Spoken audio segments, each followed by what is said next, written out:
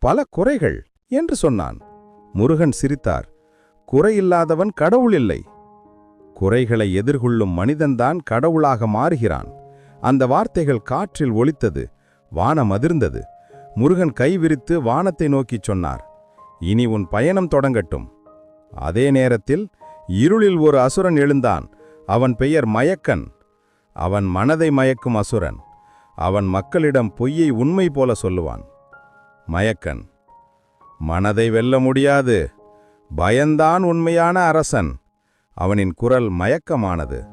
மக்கள் குழம்பினர். அவர்கள் தங்கள் நம்பிக்கையை இழந்தனர். முருகன் அந்த மாயையைக் கண்டு சிரித்தார். நீ மயக்கத்தை பரப்புகிறாய், ஆனால் என் ஒளி அந்த இருளை எரித்துவிடும். வானம் ஒளிமின்னியது.